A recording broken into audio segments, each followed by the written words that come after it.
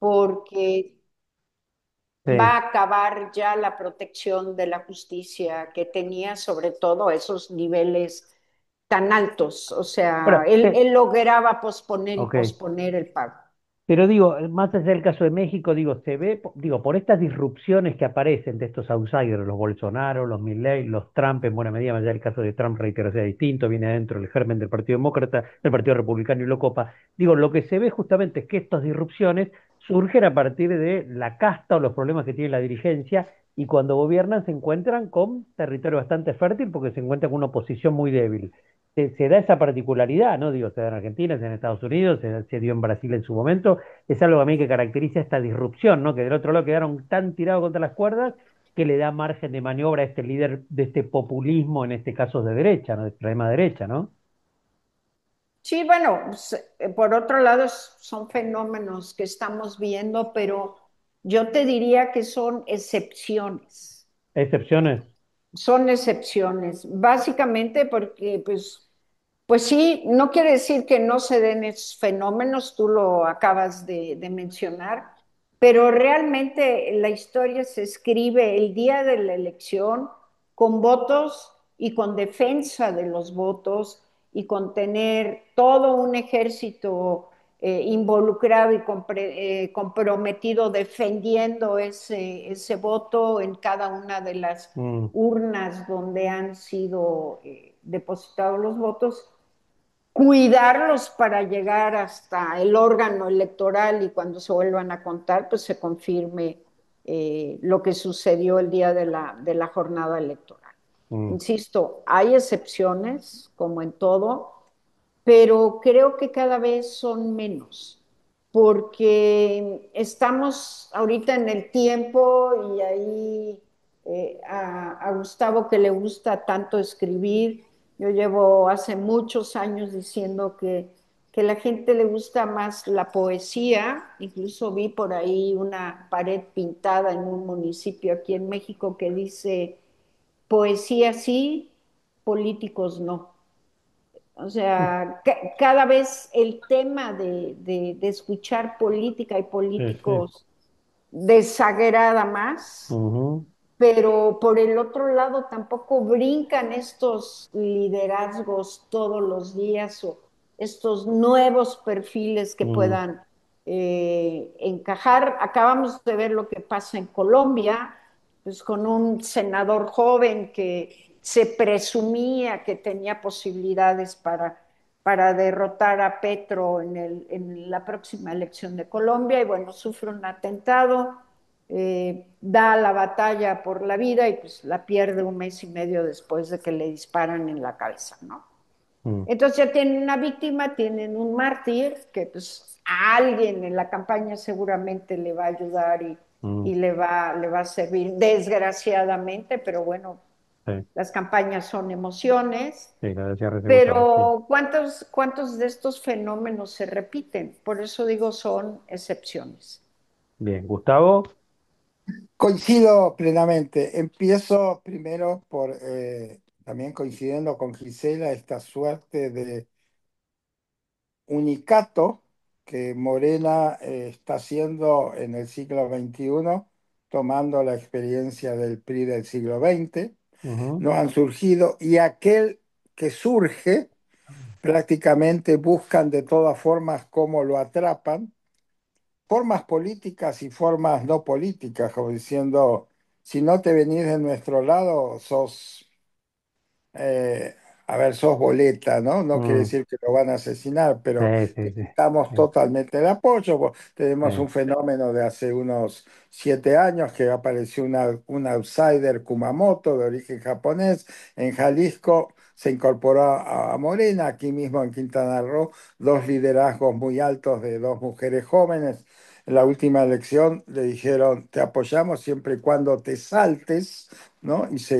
Eh, te diría que hoy más el temor de una oposición abierta en México surge de adentro de las filas de Morena que mm, dentro de los partidos tradicionales de oposición. Ahí estoy mm, plenamente de acuerdo con Gisela. No veo la forma y lo que ahora se sucede con la nueva corte, que también es una corte oficialista, sí. completamente va a dividir. Eh, y como bien también comenta, te mandan la unidad de investigaciones fiscales tanto a individuos como a instituciones, ¿no? Y con el tema de que tu tu dinero, tu riqueza o tu fortuna o tus actividades son ilícitos del crimen organizado, después andámelo a comprobar, Mm, ¿no? sí, sí, Y quizás la noticia aparece en primera plana sí, la y el desmentida chiquita. descargo dos Sí, años va a aparecer debajo de la sí, crónica de una película de tercer grado, ¿no? sí. Eh, por otro lado, el tema, yo creo que de los outsiders hoy en América Latina, coincido que son casos esporádicos, pero tienen algo que hoy que antes no lo tenían. Y salgo a recordar el caso de Collor de Mello en Brasil, que fue el Total, primer sí, outsider. sí, En sí. la primera crisis política, la casta, utilizando las palabras del presidente Mm, Milei, ¿no? Que tenía en el Congreso, que era totalmente de opositor, mm, en, digamos, al mejor estilo de un pasaje de la tauromagia, le dijeron ole y se cayó solo sin ningún tipo de defensa institucional. Y ahí viene el impeachment. Hoy mm, por hoy creo que las instituciones, que en muchos casos están superadas por la misma sociedad de masa, sociedad civil o como quiera llamarlo, ¿no? Son las que le están dando la defensa a los outsiders sobre las instituciones. Hoy mm, Milei, evidentemente, empezaste el programa analizando los dos vetos al veto, ujú, pero sigue teniendo a nivel de opinión pública un nivel de aceptación que por todo lo que ha pasado en este año y mm. medio, podríamos decir un presidente de otras características estaría con niveles de aceptación mucho más Menores. bajos.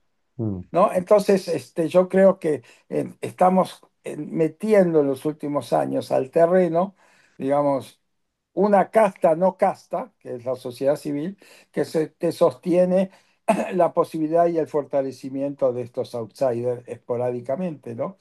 Ahora, marcan realmente eso mismo, que esa misma casta o partidos tradicionales tampoco han generado, digamos, situaciones o productos de recambio institucional para una suerte de purificación o modernización, si queréis llamada, este, diferentes formas de preservarse. Siguen con los mismos actores. Lo estamos viendo hoy en las listas que se están sí, sí. presentando en Argentina, lo hemos visto con las listas que ya se están armando para el año 27 acá en México, a pesar de que Claudia ha dicho que se acaban los familiares, los parentescos, etcétera, etcétera, pero no se ha aprobado y las listas vemos los mismos personajes que se vienen reciclando de hace mucho Mm, tiempo. bien. Entonces yo creo que la principal oposición, por eso señalo, en este caso en México de Morena, la Mm, tiene adentro. Es adentro. cuando Mm, diferentes sectores también combatan esa casta política que primero le dio origen al partido, pero al mismo tiempo no sé por cuánto tiempo lo puede sostener. bien. Y la última, a ver, para ambos. En Argentina se viene registrando, le cuento a Gisela, seguramente un poco al tanto está también, una alta, bueno, ella hablaba, ¿no? El descrecimiento creciente en la actividad política, un alto porcentaje de no participación, de abstención en el marco electoral, entre 35 y 40%, veremos qué pasa ahora en las elecciones. Se fueron adelantando en algunas provincias, la nacional se vota en octubre en todos los estados, pero la participación, la baja participación es creciente, digamos. Esto es un fenómeno que excede a la Argentina, que se registra en Latinoamérica, que se registra a nivel mundial, y qué significado tiene, Gisela. No, bueno, yo te lo pongo en otros términos. Mm, Tenemos países donde el voto es sí, no es obligatorio desde obligatorio ya, y sí, sí, hay sí, sanciones, sí, y sí, hay países sí, sí, donde el voto, sí, sí, en la Constitución, como es México, dice que el voto es un derecho y una obligación, sí, pero no hay una sanción económica. ujú, ujú, sí, Pero yo pondría como ejemplo lo que sucedió el domingo en Bolivia, donde Evo lleva sí, más de un mes haciendo el sí, llamamiento al voto nulo, sí, y realmente el voto nulo obtuvo el tercer lugar, fue casi el 20%. de los sí. que salieron y decidieron votar que anularon la boleta. O sea, sí fueron, sí hicieron filas, sí caminaron. Recordemos que Bolivia, el día de la elección, no hay transporte público, no hay transporte privado. Tú tienes que caminar y a Mm, veces caminar pues, larga Caminar. distancia ujú, para sí. llegar al centro de votación, para tomar la decisión de llegar y anular. Y fue el tercer número de votos, más de 1.300.000 votos que fueron anulados y que bueno, pues es obviamente pues también una manifestación y demás. Y yo recuerdo, y perdón, en el túnel del tiempo, la noche cuando gana el doctor Fernando de la Rúa la presidencia en el 99, Sí. yo le hice dos preguntas al doctor. La primera era si él pensaba quitar la obligatoriedad del voto Mm, en Argentina y me dijo, claro que no, es la forma más segura para tener legitimidad en un proceso. Y entonces él me dice, ustedes pueden presumir de legitimidad en una elección donde solo participa el 34% mm, del listado nominal, como son varias de las elecciones que ustedes tienen a gobernador. Pues le dije, no, definitivamente no, doctor. O sea, eso, cada proceso, ese momento con él vuelve a mi mente y a mi cabeza y mm, contestando tu pregunta, Fernando, al final del día la gente pues, decide qué hace, si sale, no hace. Si el costo de oportunidad de pagar la sanción pues, es mayor que pagar una sanción, pues la gente va a tomar su decisión. mm, Pero si nos vamos a hacer el análisis del latinobarómetro, donde cada vez estamos viendo una caída, yo te diría casi en picada en la sí. credibilidad de la democracia y los procesos democráticos en Latinoamérica, yo sí creo que habrá que echarnos un clavado ahí para Mm, ver qué está pasando. Y un clavado, pues yo invitaría también a todos mis colegas consultores y asesores, pues también desde la trinchera que nos toca a nosotros, asesorar, decir, definir qué sí, qué no pasa en una campaña, si vamos con propuesta, con campañas negativas, con deepfakes, todo esto, si al final del día ese costo en la credibilidad hacia la democracia y los procesos democráticos, no estaremos pagando muy pronto consecuencias muy caras. mm, bien. Bueno, a ver, para finalizar, Gustavo. Bueno, yo coincido plenamente, ¿eh? No por nada hace 25 años trabajamos de la mano con Gisela. Ujú, Hay realidades que son eh, preocupantes, los niveles de participación. Lo hablábamos ayer, Peña es presidente de México con un nivel muy bajo de votación y de participación. Hay alcaldes que con un 28% de participación ya asumen sus mandatos. Pero también surge la posibilidad que en algunos distritos, y tendríamos que traspolarlo a la elección de Andrés Manuel, donde el promedio era 27-28% de participantes, la figura de Andrés Manuel eleva en esa única elección a un 50% de mm, participantes. También tenemos que ver la personalidad, ¿no? O sea, si nosotros tenemos, como bien decís, a los mismos actores, los mismos personajes, el mismo libreto, donde no emociona ni a la madre, porque muchas veces ni la madre lo va a votar, entonces estamos ahí el para qué si todo está en lo mismo. Entonces, en la última elección yo creo que la emoción era darle eh, la fortaleza a la primera mujer que iba a ser la presidenta de este país, si sí, querés decir, con conceptos y tradiciones machistas, bla, bla, bla, bla, bla. mm, eso fue lo que movió. Además, con una estrategia y con una comunicación de esto.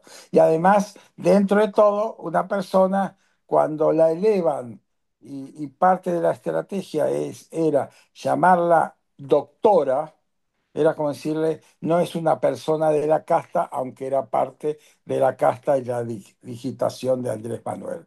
Pero Mm, era una científica. Estamos eligiendo una científica. Me gustaría saber, o sea, una persona que que vas al laboratorio y te saca sangre, también es un científico, ¿no? Porque te sí. analiza lo que tenés. Pero bueno, ese fue el Q y lo que superó. Ahora, si seguimos un proceso totalmente, digamos, normal, tradicional, y efectiva, la falta de credibilidad y confianza son las que marcan el porqué. Y nos hemos encontrado también en procesos donde a las 8 de la noche o 7 de la noche, que se supone donde cortan las votaciones, tenemos filas todavía de gente que va a votar. La lectura es: algo va a pasar. Esta gente, ya la maquinaria política, el aparato movilizador ya terminó, y esto evidentemente es lo que te va a marcar el resultado y los sorprendidos, no la sorpresa. Mm, bien. Bueno, no me queda más que despedirnos, seguiría hablando, la verdad, muchos minutos más con ustedes, si no, no exagero horas. Pero bueno, espero que la podamos volver a recuperar y a volver a emprender un triángulo comunicacional tan virtuoso como este dentro de poco tiempo. Les agradezco tanto, Gustavo, como siempre, Giselle especialmente hoy por haber participado de este streaming, que seguramente lo reflejaremos próximamente en Construcción Plural, nuestro programa de radio, que está grandecito, está ya entrando en la temporada número 22. Muchísimas gracias a ambos, ha sido un placer, realmente espero que la gente lo disfrute tanto como yo, ¿de acuerdo? Un gusto, muchas gracias, Fernando, Gustavo, un gran abrazo y a darle. A darle, así es, A darle, como dice los la mexicanos. Muy bien. mística. Fuerte abrazo, Gisela. Lo mismo, Fernando. Estamos en contacto. Hasta la próxima, muchísimas gracias a ambos. Bueno, una Éxito. charla, gracias, estilo de alto nivel, en dos partes con Gisela Rubat, la estratega política mexicana, y con el amigo Gustavo Ferrari Wolfson, nuestro corresponsal radial en América del Norte. Bye bye, gracias. Seguimos hasta el próximo abordaje aquí en nuestro canal de streaming en YouTube.